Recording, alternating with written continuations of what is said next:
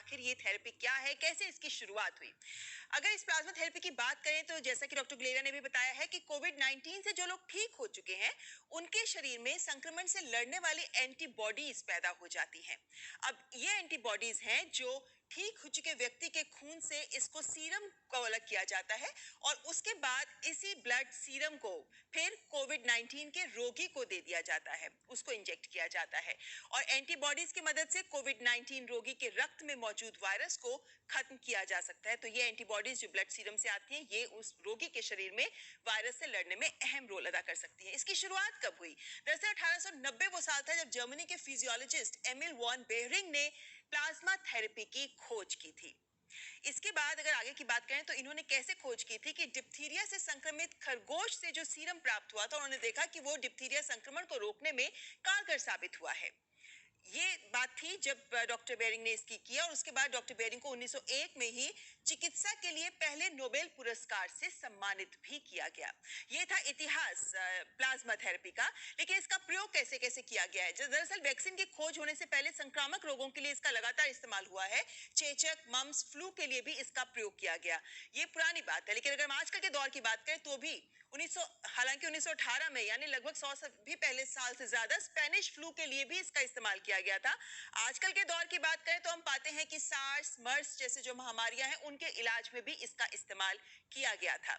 यही नहीं बल्कि 2009-10 में H1N1 इन्फ्लुएंजा वायरस, इसने बहुत बड़ी महामारी का रूप ले लिया था, उसमें भी इसका प्रयोग किया गया था।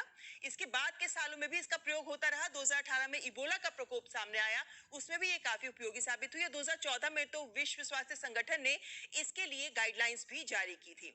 लेकिन इस थेरेपी का प्रयोग भारत की अगर हम बात करें तो 17 अप्रैल को drug controller general of India के द्वारा इस थेरेपी के क्लिनिकल ट्रायल को मंजूरी दी गई। अब इसकी क्लिनिकल ट्रायल को मंजूरी मिलने के बाद सबसे पहले केरल के एक इंस्टीट्यूट को ट्रायल करने की मंजूरी दी गई, लेकिन उसके बाद कई राज्य सामने आए हैं। कर्नाटक, महाराष्ट्र को भी क्लिनिकल ट्रायल की मंजूरी मिल चुकी है। अब यहाँ पर भी क्लिनिकल ट्रायल्स शुरू हो रहे हैं। वहीं दिल्ली में भी 49 वर्षीय एक संक्रमित को ये प्लाज्मा थेरेपी दी गई थी और उसके सकारात्मक परिणाम भी सामने आए हैं, क्योंकि ये मरीज ठीक भी हो गया था। तो इस तरीके से हम देख रहे हैं कि विभिन्न राज्य इसका क्लिनिकल ट्रायल्स को आगे बढ़ा रहे हैं। दिल्ली में एलएनजेपी के साथ साथ एम्स में भी ट्रायल्स जारी हैं।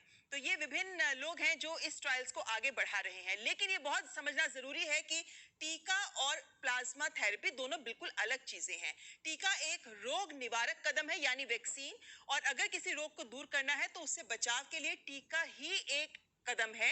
यानी वैक्सीनेशन के बिना हम संक्रमण को रोक नहीं सकते, अपने आप को बचा नहीं सकते।